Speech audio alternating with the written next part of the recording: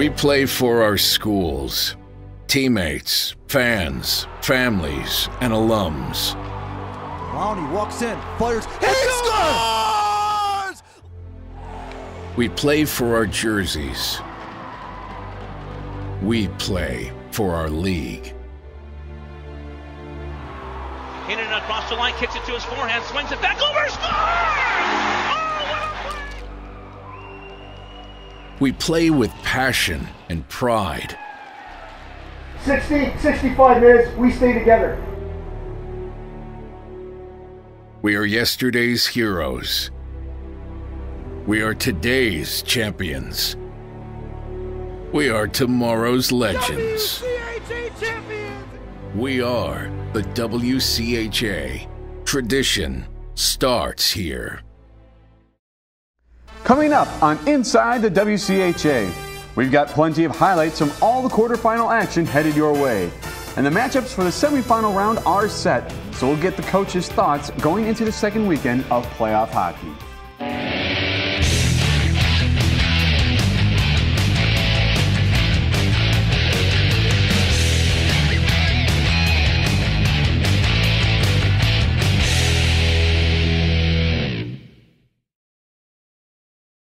And then there were four. Hello everybody and welcome to this semifinal edition of Inside the WCHA. I'm Ryan Kassenschmidt, joined by Andrew Jelkin. Andrew, last week in the quarterfinal matchups took place, and there's a lot of good hockey action. Let's start off some of the highlights with Bemidji State Beavers and the Northern Michigan Wildcats. The Beavers would strike first in Game 1 of the best-of-3 series, but not until the second period. Leo Fitzgerald opened the scoring with his sixth goal of the season at the 1:22 mark of the frame. BSU stretched its lead to 2 goals at the 8:20 mark when Zach Whitecloud netted his third goal of the season on the power play.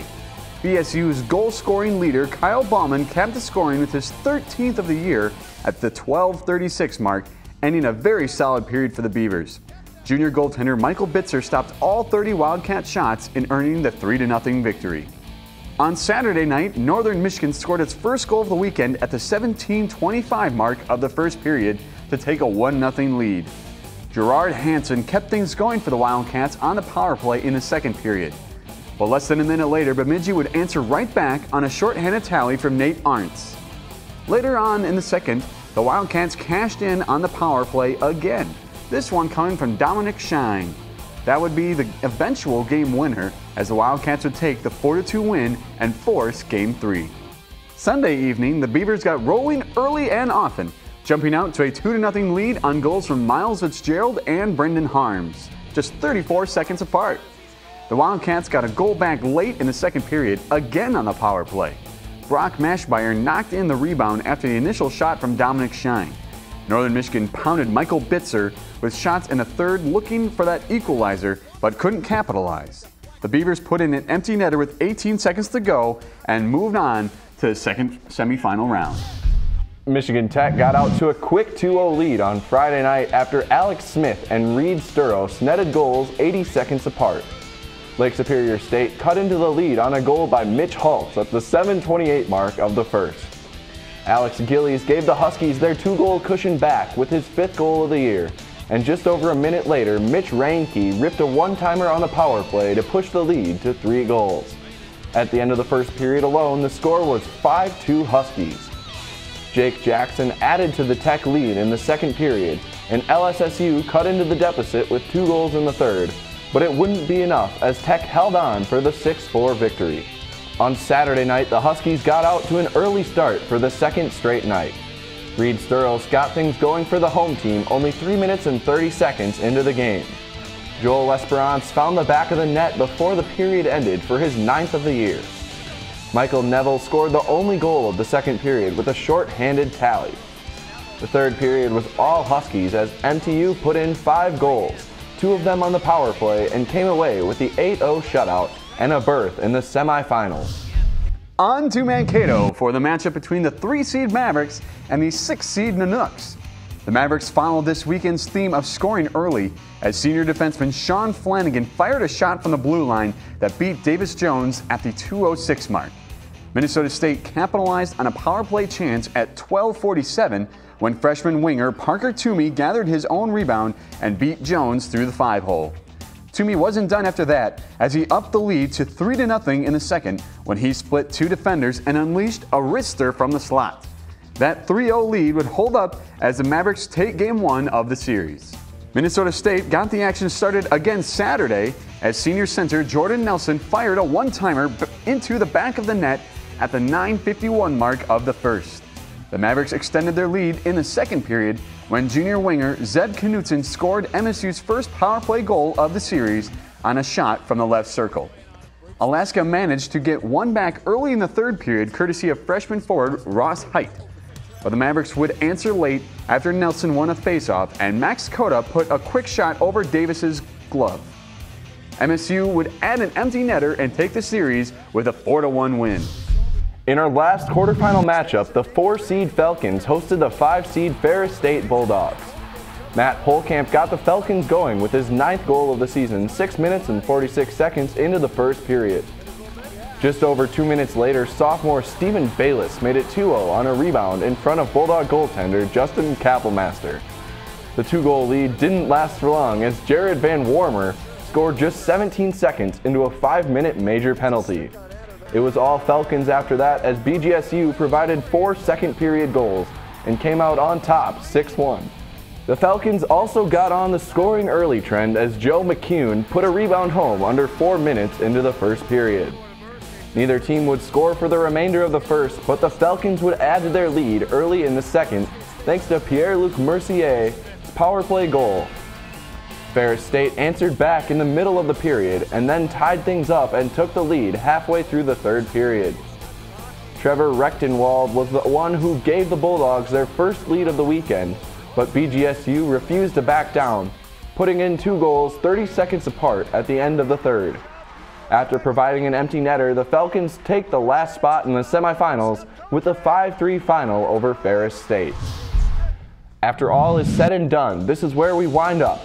Since Bemidji State ended up winning their series, there wasn't actually a need for reseeding.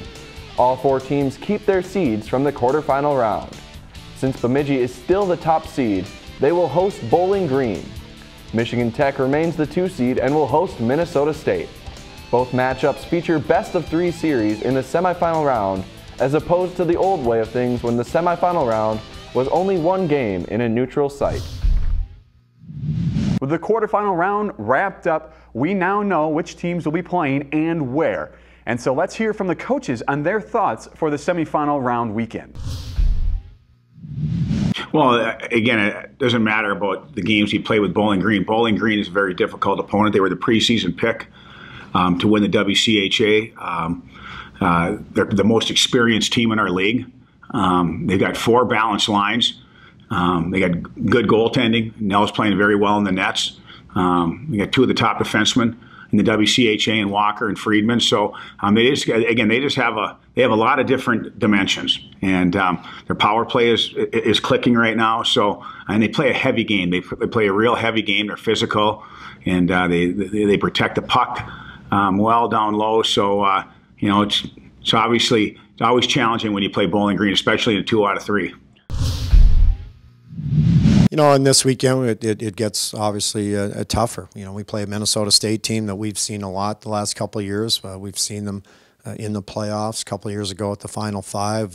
They won the Broadmoor Trophy in the game we played them. We've had great games with them. I have a lot of respect for their program. Coaching staff does an excellent job. They've got good players. They play hard. They play the right way. I think it's just going to be a great weekend of hockey. We had a real good series against them up here in January. I thought, we got away from our game a little bit the first night, but the second night we challenged our team, and I thought we had a real strong bounce back in the shutout. So it's going to be great hockey. They're a good program. They've been to the NCAA tournament. They know what it takes to win, and these are the games you want to play in. They're feeling pretty good about themselves, and they should. When you finish a team at home, I think the score was 14-4. Their best players are playing very well right now. They're getting very good goaltending. Special teams was exceptional, and it seems like any time Michigan Tech and Minnesota State get together, it's usually a battle, and it's been that way since year one in the WCHA, and I don't see that being any different this weekend. We found a way late in the game Saturday to come away with the win, and we're really proud of getting that series victory.